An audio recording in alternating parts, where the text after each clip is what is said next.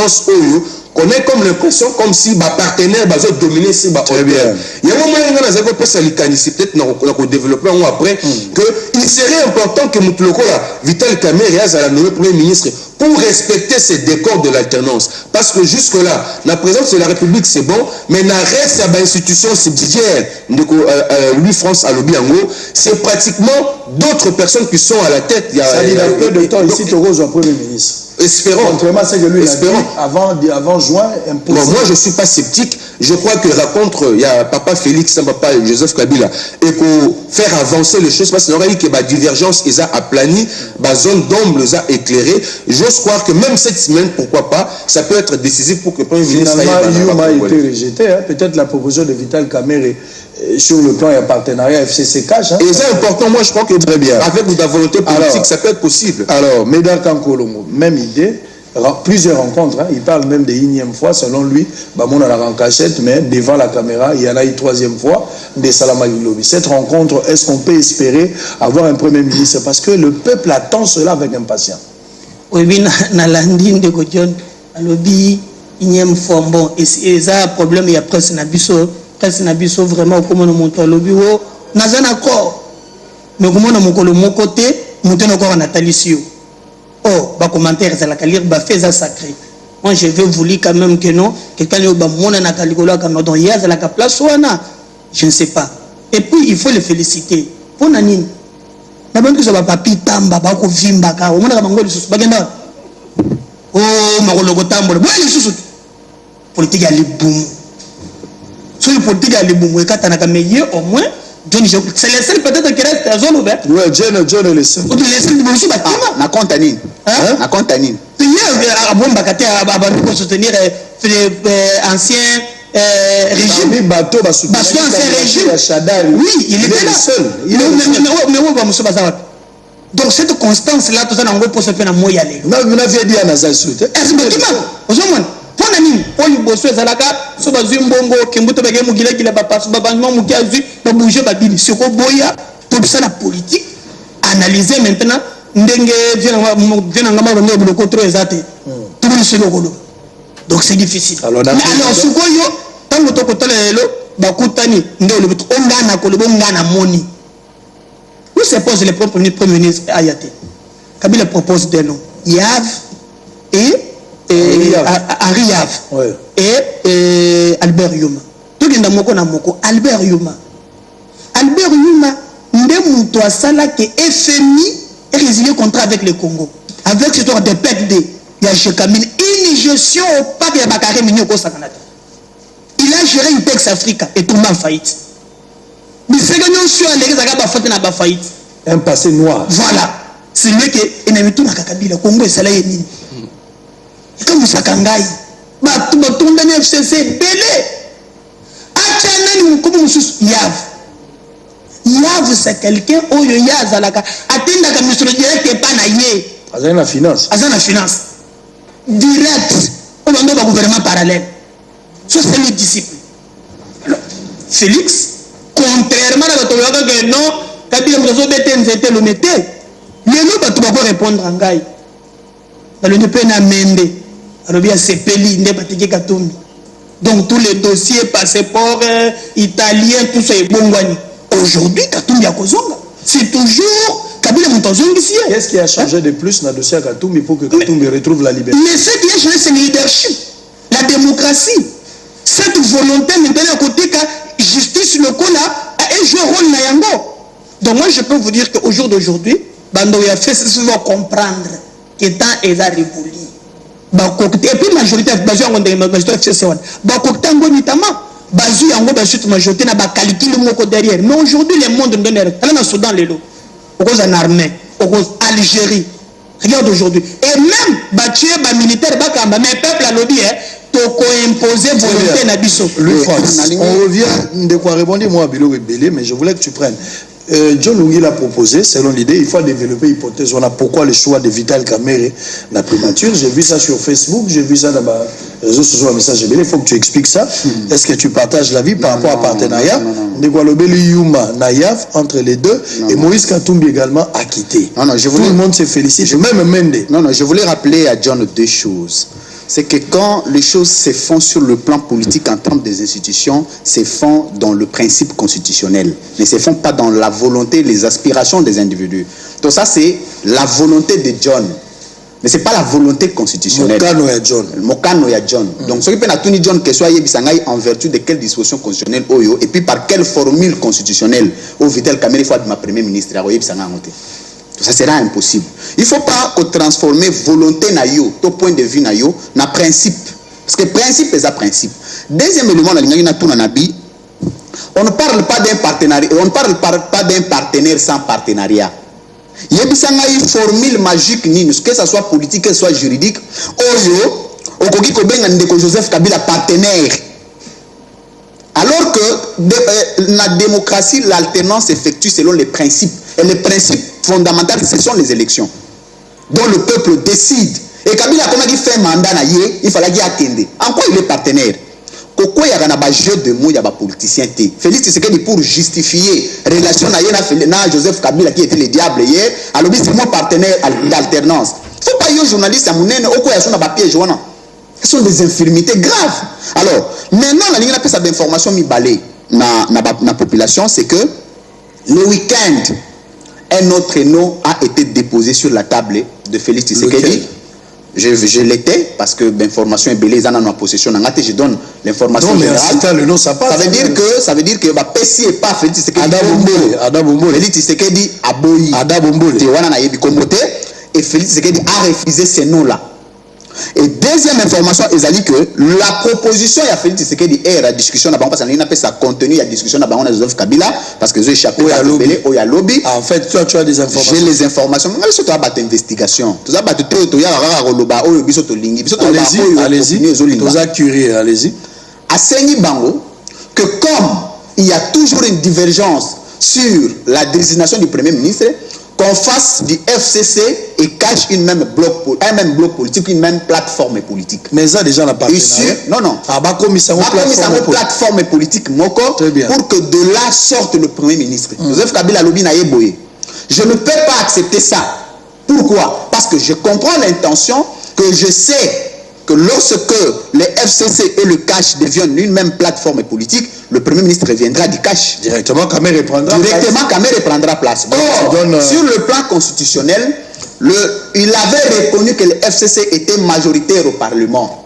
Et le FCC étant doté de cette majorité au Parlement, ne pouvait pas se soumettre à une exigence d'un individu dès lors qu'il détient la légitimité de la majorité parlementaire. Maintenant, on a une question par rapport à Albert Yuma, Moïse Katumbi. Tant on a le choix, il y a une personnalité politique dans le Congolais qui va retenir les locaux. Tolingaka mingi na pays net ba France ba dekuraka mingi na grand méthode. Il y a un grand philosophe de communication et politique au babengaki François Goré na livre na il y a droit et politique comparé du tiers monde. Allo baboy autant jamais qu'il ne pas vite jamais qu'il pas vite à comment livre il a qu'il pas vite très bien parce que congolais moi tonanga mais pourquoi vous vous référez pas non mais parce que Kimpavit n'a pas écrit. S'il connaît l'œuvre de Kimpavit à comment scientifiquement il y a une autre très bien c'est Kimpavit est scientifique surtout on a science il y a les membres Kimpavit c'est là makamba Kimpavit mamba kimbangiste tout ça mamba science très bien donc tolobi boye tant que François Goré a lobby dans le choix de personnalité devant conduire les institutions de la République dont le peuple est l'organe décisionnel, il faudra que l'opinion publique compte. Ok? Parce que tant que vous pouvez choisir le président de l'Assemblée provinciale ou président de l'Assemblée nationale, parce que hier, ma député, mais le peuple n'a souffrir la bilan naïe. Dans la minute au Premier ministre, il faut répondre à la volonté de la Congolais. Et déjà, aux hommes qui ont choisi les Congolais, le choix conditionnel, il faudra plateforme politique pour se créer en mariage entre le FCC et le CAF. Babalani, Vital Kamere, candidat probable pour la primature.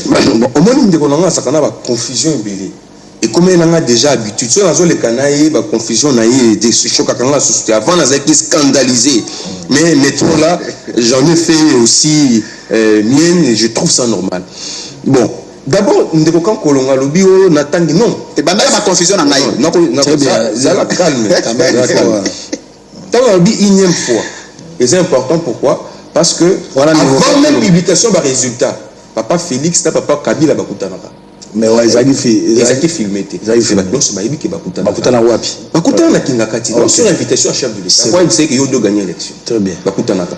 Et donc les ba rencontre cause à la physique et cause à par téléphone et cause à par telle personne interposée, ils se rencontrent. Donc tu vois ba 3 fois seulement te non. Et puis kokutana ba ça un scandale, te ba congolais ba ça un sous problème te. Ndeko au lobby makambo mususu na début na soko se contredire. Au cité mouton et puis on a interpellé on a la kimbangiste. Donc la CPI non lobby on kimpa vite à te. Prochainement ce sont la kimpa vite, faut le bango avec beaucoup de respect. Pour ça mouton faut tout ça. Maman qui kimpa vite à ça na mboka o, yo sala ya moté. Ata ba politicien tozo mona lelo, ba kamayele ata yo no tangana to tangi ko lega ye. Moko ka osama kambuya sana na mboka o te. Ya kufa obi obi wana nena kufa. Quand on sort de l'allié, il faut faire très attention. Parce que c'est trop sensible. On va toucher dans la carte de la côte nangai. Mbala sima ko ba ngote nazo seka te yo zo seka. Na lobi papa Vital Kamerhe aboko la premier ministre. Oh, révélez dans la confusion. S'il vous plaît, c'est moi qui pose de questions. Sur la confusion. France, là, nous avons posé question, on a retiré aux paroles. Atangi auteur moko lobi non na suka dans tout ce qu'on fait, il faut que l'opinion publique compte. Au moins na loba qui na début que peuple congolais azali l'unique auteur et alternance na kati ya mboka na biso. Mais alternance oyo pour la toye ba effectivement alternance et salami et ça na bilembo. Oyo kotali ça effectivement na mboka na biso alternance eye. La présidente de la République qui est là? Papa Félix Tshisekedi, autaki wapi na opposition. L'Assemblée nationale, qui est là à la tête? C'est un FCC cash. Azala qui n'a régime au Ekouin. Na Sénat, sur mer aux Alamuta, FCC, AFDC ou qui. Na niveau de l'Assemblée provinciale, le FCC domine. Na niveau de gouvernorat, le FCC domine. Alors, ce qui n'a primature, bah nommer les sources où il y a FCC, décor et alternance et causalité. Cela veut dire que de tenir compte, il y a opinion dans la nomination. Même s'il y a une coalition, mais cette coalition doit tenir compte, il y a décor, il y a alternance et il faut la planter. Parce que ce qui est la constitution présente de la République, n'est alternance et salami. Mais là-bas, institution moussoussou, alternance et ça au rendez-vous, peuple a eu aussi. Très bien. Peuple a eu kotomboka. Il y a un gros monument dans le lobby. Nomination à Vital Kamerhe. Il faut respecter la constitution. Déjà, erreur au FCC Sali et qu'il y a la coalition.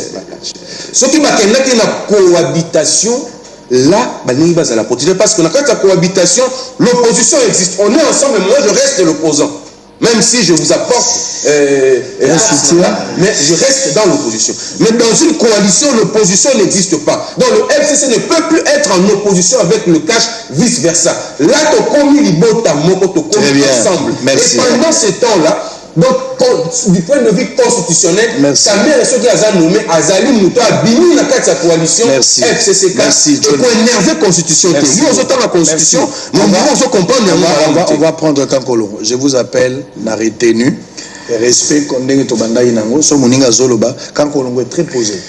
Le jeu veut se jouer entre vous deux, ce sont des choses qu'il faut éviter. Soit une oiseaux le boyo qui est, qu'on s'est cassé trop, ça peut être taquinant, ça peut être amusant, mais tous en avons retenu, respect mutuel, topé ça débat essentiel, je vous encourage dans cette démarche-là. Au lieu de toujours en lasser aux amantes. Ndeko Kankolongo, le choix de Vital Kamerhe, beaucoup de choses. On va terminer avec toi pour ce dossier-là, pour récupérer le dossier Assemblée nationale. Oui, oui, d'accord, d'abord la première point.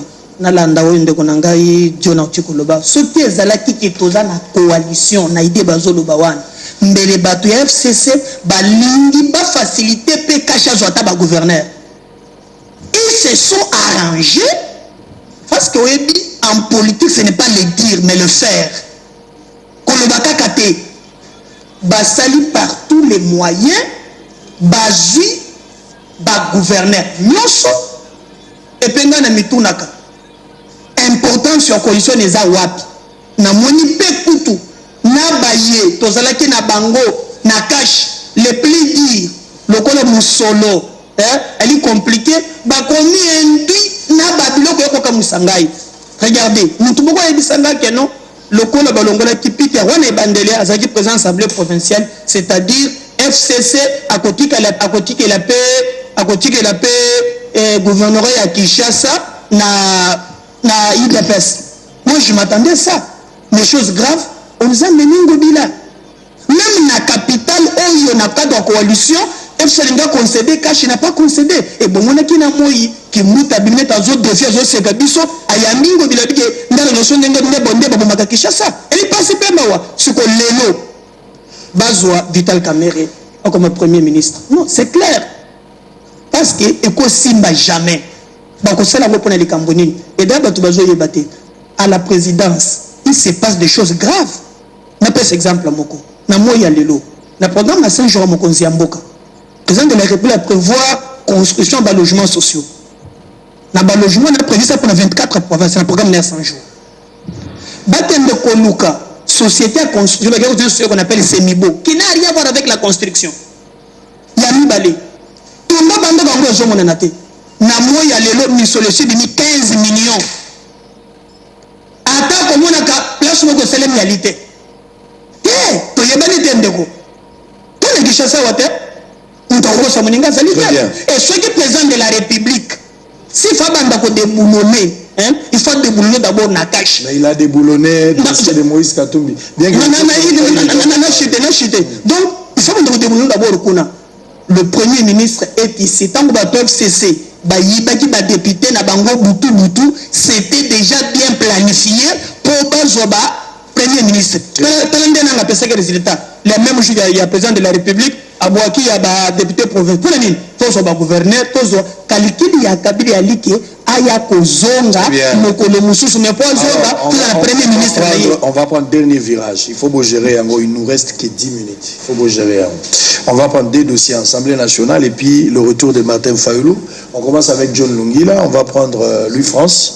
Si, je commence avec Lungila, naïe pas naïe na kibona. Boza équilibré na ba timing ya ba temps na ya ba malo balabino.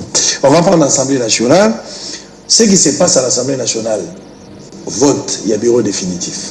Est-ce que vraiment on peut parler de la démocratie là-bas?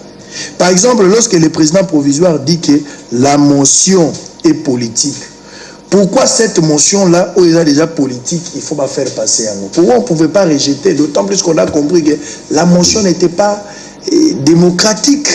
Sur le plan, il y a démarche au Makambo Salami. La politisation, il y a motion. Chemise taillée sur mesure pour un avantage à moto. Bah écarter le condo, batiki mabunda la katsa Kamboa. Bah député à Yumbi, privé de leurs droits, même pour postuler dans poste. Mon qu'on bureau définitif, ça pose un problème. Même pour l'installation de Bango et validation de Bango, ça posait toujours un problème. Ce qui se passe là-bas, ce sont les robots qui exécutent la volonté de leur chef ou bien la volonté, il y a expression à la démocratie où ils ont la chef, il y a pas député. Bon, Papa Sango, au moment élection, ils ont ça les man à niveau de l'Assemblée nationale, ils allaient différentes. Na ba élection oyo totai ko salisa mbala sima lokola ya ba député ya président de la République et ça différent. Ça veut dire les lokola une institution en interne elle est en train de s'organiser pour la gestion naïe. Vous comprenez? Et ça lokola paix na niveau ya président de la République ba s'organiser qui peut mon cabinet en place ainsi de suite. Donc ils allaient intéressé parce que quand on a la présidente de l'Assemblée nationale, d'abord ils ont un intérêt belé, et puis deuxièmement il y a beaucoup d'influence sur des décisions politiques. Mais il y a un moment nous faisons ma casse et pas Yuana. Mais la candidature il y a un découvert Thomas Lokondo. Il y a sali politicien à Bandi Makambo Kala. Et c'est là que les azapa na maye les terres azapa na boania. Et ça, le comportement moussoussou, et c'est le côté que la bateau va essayer la politique va commettre yango. C'est de l'immaturité, on peut comprendre.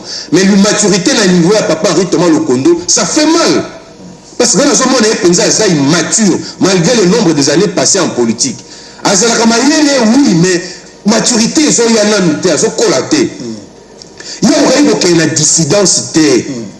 Dissidence, la rébellion, la famille politique, il fallait soit le les soukiboué. Mouton a la base de Makambo au sein de l'Assemblée nationale, comme on a Henri Thomas Lokondo. Il n'y a pas une autre réponse. conséquences. Parce que ceux qui a respecté, qui discipline, il y a une famille politique à laquelle il appartient, on n'allait pas vivre tout ça.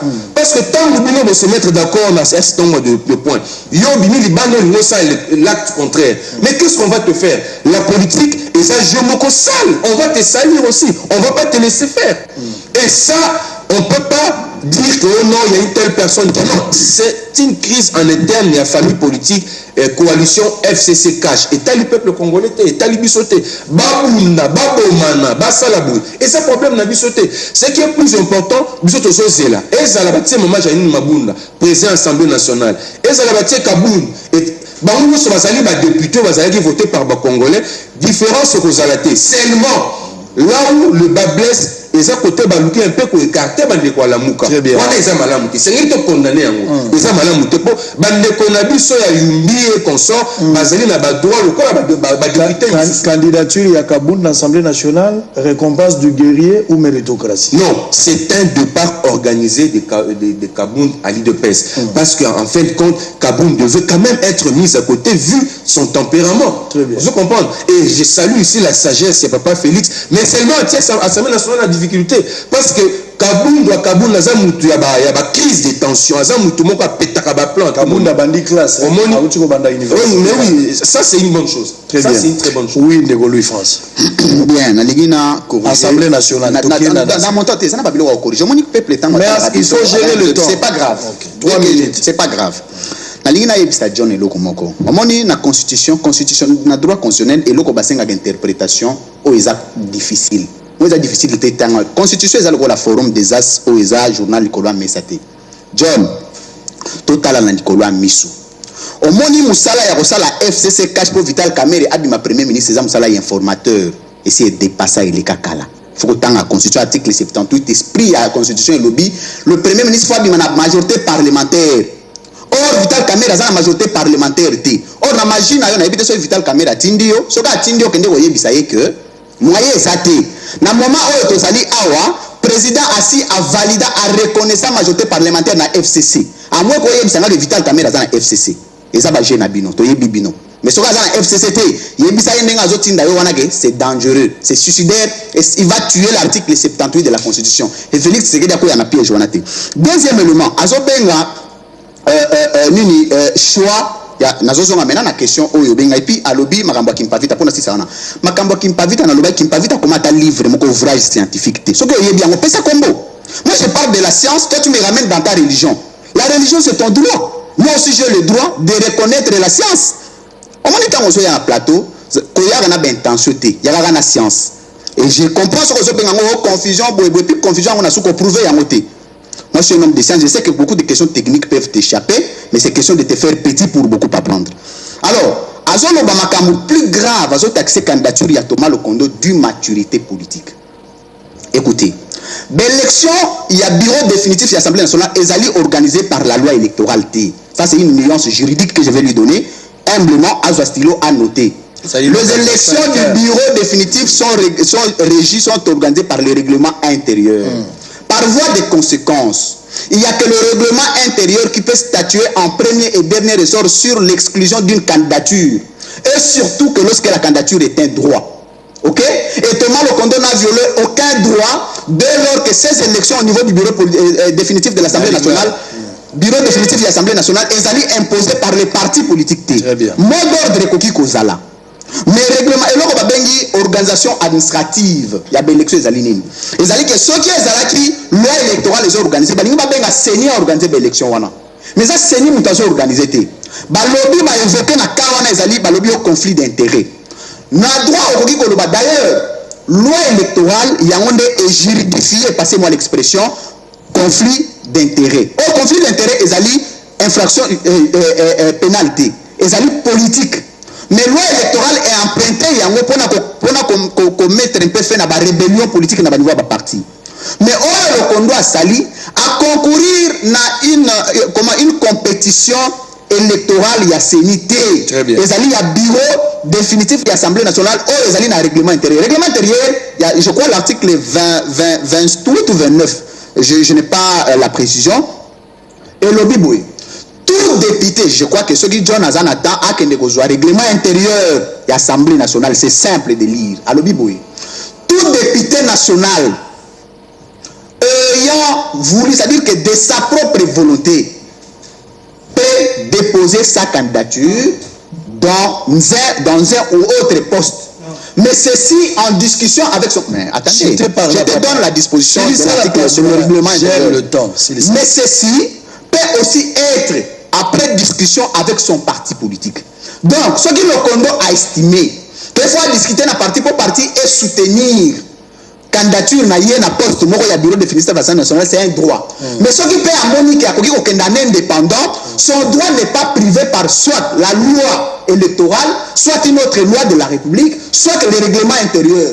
Donc le règlement intérieur est autorisé de droit. Or, ce qui n'est pas interdit est autorisé. Dans ce cas, le débat technique, loi telle interdire le Condo pour déposer candidature. Jean-Marc Abound. Jean-Marc Abound.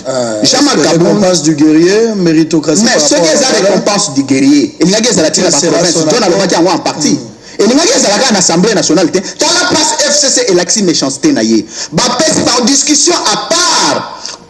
Président et vice-président et Assemblée nationale, discussion à la poste de M. Zagité. Le côté M. Sounion sur FCC a dominé, mais comme on a passé par Pepsi Cash. Donc c'est une façon de dire que le FCC roule sur les cash. Apparemment, Kabunda a été dégagé intelligemment, Baké Okazé dans l'Assemblée nationale, pour qu'il laisse les partis parce qu'il ne peut plus combiner les deux aux accumul des fonctions. L'Assemblée nationale ne sont pas les deux. Ndeko Israël na kanisi ndeko le France azoba bisote. Oyo kozoba bana mboka. Na règlement d'ordre intérieur Assemblée nationale. Tango ba votaki yango. Et qui d'abord na cour, il y a deux dispositions. Disposition de lobby, Moutoko qui soit envoyé par un parti politique, soit par un regroupement politique. Cour constitutionnelle et Zongi Bango et lobby, botia na disposition qui est aussi même un indépendant. Namo ya lelo, il n'y a aucun député qui a été élu indépendant par rapport il y a un regroupement, il y a Bassey. Il n'y a aucun indépendant namo ya lelo dans l'Assemblée nationale. Tout le monde qui est là, soit dans un regroupement politique, si la liste laquelle on a élu. Et tant que tu as une élection, nous avons élu na komo ya liste. Donc liste palou, le Condo azali na palou et allié, aza indépendante. Normalement celui qui va kémusika ba ko invalider Thomas Lokondo. Je veux comprendre yango. Donc à cause de indépendant ya wap. Quand tu es indépendant, il n'a jamais participé à l'élection comme un indépendant. Ouais, les alliés vraiment comme les mabiso na potopoto zanga mutu na makolo. Na mo ya lelo. Bato ba ka Thomas Lokondo première fois té. Vice-président Boko Boy, c'est la matière, je crois que c'était Mwando Sim. Il a dit 167 voix. Henri Thomas Lokondo, c'était un ancien service de renseignement. Aza Moutialito dans la classe politique. Boigny Azana Yango. Ce qui tue mon pays, ce n'est pas les Français. Nakoloba. Regardez, Mboka Nabiso Utato Banda. Kakabatu Yaba. Je connais, je regardais là où Congo se trouve aujourd'hui. Namoya lelo koloba enza malam kasi kosala to komina dose ya bolingo batu balingi Congo na ba congolais. Pas trop ya on a sepelé na concept ya émission na biso. Eza na lingala. Parce que batu ba ko kanisake tango atema ndoko tanga jurisprudence. Bodo amika mimoni vraiment que c'est Dieu le Père. Non, les Congos ne souffrent pas pour les intellectuels. Nous en avons plusieurs, mais le résultat est bas médiocre. Très bien. Namoya longa na gazette. Non, tout le monde elle est très importante. Que sinon, quand Senga, qui est venu à l'endroit où les montent à télévision à rond-point au Léry, dans les champions, le pango, il y a l'État.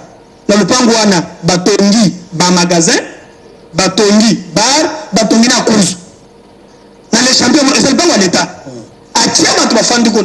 À Yébisi, Fandana Yawa, Ganaza au sonné. À Chia Longwe, Longwe, le bisou le pango. Très bien. Bana Kishasa, Bana place à taille à cause de la mi-carnet, mi-barciel. Et ça, mais Bakamatu le pango d'Abaché. Très bien. Nous et na siki seconde de ça omoni te na njibite gaza sur pobingi ponaye notre ancien premier dame pona humanisme naye na ke na tuli ba ilinga na kamoza na mikandel ba lobi lupango omona gaza na plein victoire ça rappelle à l'état oh mamoli baza na part na ye kuna bato mosusu baza kuna babotoli yango mais soki eza lopango leta monene ndenge wana misolo ebele lekendaka wana godempo oyo asunga biso andori ya nsingi azoli biso biloko wana. Confusion totale hier à l'Assemblée nationale. Ma journée est quand même en retard, hein, mais on va les lire pour terminer. Confusion totale hier à l'Assemblée nationale s'agissant de la candidature très chahutée d'Harry Thomas Lokondo. Les députés ont quitté l'hémicycle en queue de poisson à première houleuse. L'on se demande de lors si dans ces contextes, le scrutin aura bel et bien lié aujourd'hui. Leila Zigouri, il faut aider Tshisekedi et son équipe. Par ailleurs, la patronne de la MONUSCO prend au sérieux les affirmations sur la présence de l'État islamique à l'est de la RDC. Pour sa part, le chef de l'État congolais est annoncé à Kisangani ce mardi. La prospérité, Tshisekedi Kabila, nouvelle discussion directe. Batumona et les alliés de l'IDPS appellent les députés nationaux à voter massivement pour Jean-Marc Abound. DGI Bongongo et Yav Moulange désamorcent la grogne sociale. M. Yoko attribue ses retards au virement vers un régime semi-présidentiel. Dernier journal, le phare, RDC, prophétie et escroquerie. Les chefs de l'État, c'est mardi à Kisangani, Fachi Kabila, dernier réglage de la cohabitation à la cité de l'OIA, à la cité de l'Union africaine, pardon. Et M. Sililelo, John Lungila, tu avais déjà parlé sur ce dossier, lui il a parlé. Tu as John Lungila, tu as lui France et puis Médard Kankolongo. Bosolo na politique ya lelo sili soki nzamba lingi to retourner mission musona pourquoi au cas contraire cause la lobby qui met la mabota na bino tombola mabo.